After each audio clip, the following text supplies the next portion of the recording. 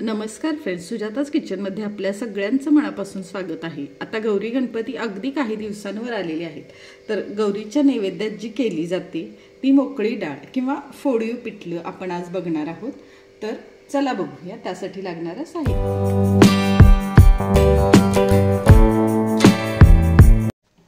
तर आता आपण फोडीव पिठलं किंवा मोकळी डाळ बघत आहे। तर त्यासाठी इथं मी 1 वाटी हरभऱ्याची डाळ भिजत घातलेली आहे।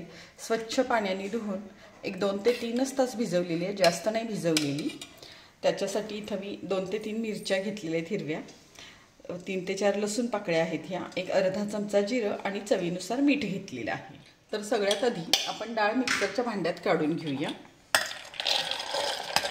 पाणी डाळीतलं पूर्ण काढून घेतलेलं आहे मी, अजिबात पाणी नाही आहे डाळीत। सगळी डाळ आपण काढून घेऊया मिक्सरच्या भांड्यात।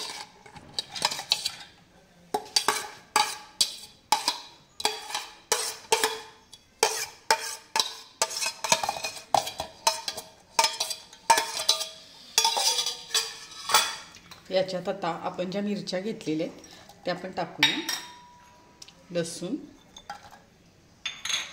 जिरे आणि मीठ, आणि हे सगळं आपण अजिबात पाणी न घालता छान असं बारीक काटून घेऊया मिक्सरला। पाणी वापरायचं नाही, बिन पाण्याचंच आपण हे बारीक करायचं। तर आता बघू शकता तुम्ही, इथं मी डाळ बारीक करून घेतलेली आहे मिक्सरला। अशी रवाळच आहे डाळ, खूप बारीक नाही केलेली, पाणी वगैरे अजिबात घातलेलं नाहीच आहे आपण। तर अशी मोठी मोठीच थोडीशी डाळ आपण इथं बारीक करून घेतली, ती एका भांड्यात काढून घेतलेली आहे। या भांड्याला मी थोडंसं किंचित तेल लावलेलं आहे, आणि आता आपण हे भांडं कुकरमध्ये ठेवूया वाफवायला। इथं मी कुकर गरम करून घेतलाय थोडंसं पाणी घालून। या डब्याला आपण झाकण लावूया आणि मीडियम गॅसवर याला 2 शिट्ट्या करून आपण 1-2 मिनिटं गॅस बारीक करून याला घेऊया वाफवून डाळ ही। तर आता कुकर आपला बऱ्यापैकी थंड झालेला आहे। आता आपण झाकण काढून घेऊया, त्याच्यातला डब्बा पण आता आपण काढून घेऊया। छान मस्त वास येतोय।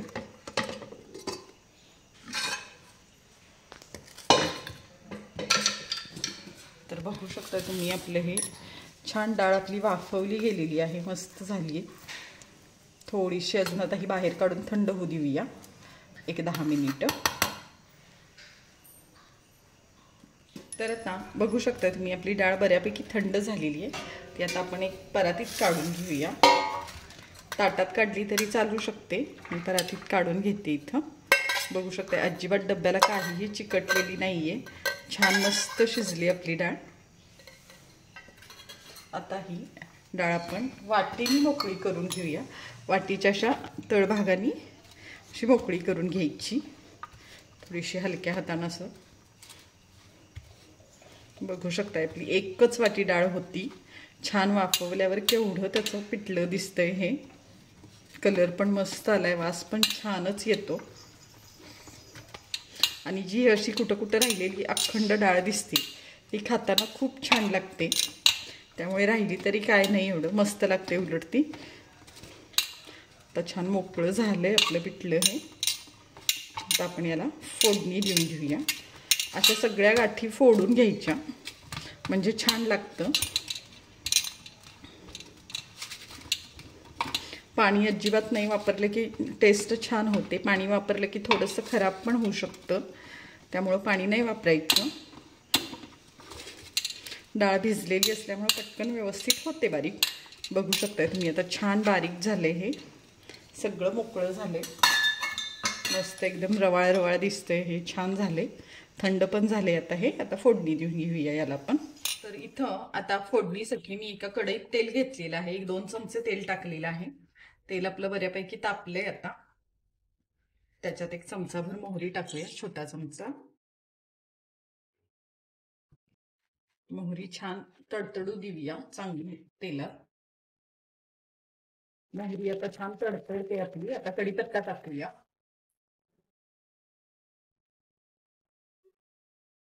कढीपत्ताच नाही टाकला तरी चालतो, पण कढीपत्ता टाकल्यावर जरा डाळीची टेस्ट छान लागते। थोडासा हिंग आणि हळद। आता आपण जी डाळ बारीक करून घेतलेली आहे ती टाकूया. बघू शकताय डाळ अगदी मोकळी झालेली आहे, मस्त एकदम. आता हे छान परतून घेऊया.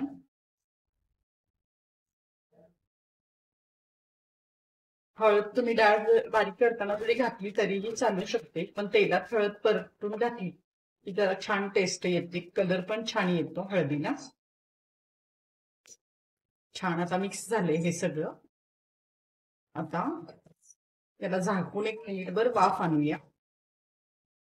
याच्यात कोण कोण आलंही घालतं. बघू शकता छान मस्त मोकळं दिसतंय, वास तर एकदम खमंग मस्तच येतोय. आता आपण हे झाकून ह्याला 1-2 मिनिट छान वाफ घेऊया. तर आता आपण आपलं पिठलं वाफवायला तुम्ही 2 ते 3 मिनिटं झालेली. बघू शकता तुम्ही छान मस्त वाफ आली. एकदा हलवून घेऊया व्यवस्थित. तर छान मस्त वाफवलं गेलंय. बघू शकता तुम्ही कढईला अजिबात कुठंही चिकटलेलं नाहीये, म्हणजेच आपलं पिठलं व्यवस्थित झालेलं आहे. आता आपण गॅस बंद करूया. तुम्ही याच्यात इथे या वेळेला कोथिंबीर टाकली तरी चालते, पण जर प्रवासात वगैरे नेणार असाल तर कोथिंबीर शक्यतो नाही टाकायची, नाहीतर खराब होतं. आणि हे असंच पिठलं मोकळं 3 ते 4 दिवस आरामात बाहेर राहतं. तर कोथिंबीर टाकताना तेवढी काळजी घ्यायची व्यवस्थित. लगेच खाणार असाल तरच कोथिंबीर टाकायची. तर आता आपलं हे झालंय, आपण हे काढून घेऊया. तर फ्रेंड्स तुम्ही बघू शकता आता आपण इथं मोकळी डाळ किंवा फोडीव पिठलं अगदी सोप्या पद्धतीने केलेलं आहे. दिसायला हे खूप अवघड वाटत असलं तरी हे अगदी सोपं आहे. बघू शकताय तुम्ही खूपच छान अगदी मोकळं मोकळं कोरडं झालेलं आहे हे पिठलं. तर ह्या गौराईला एकदा अशा प्रकारे पिठलं नक्की ट्राय करून बघा.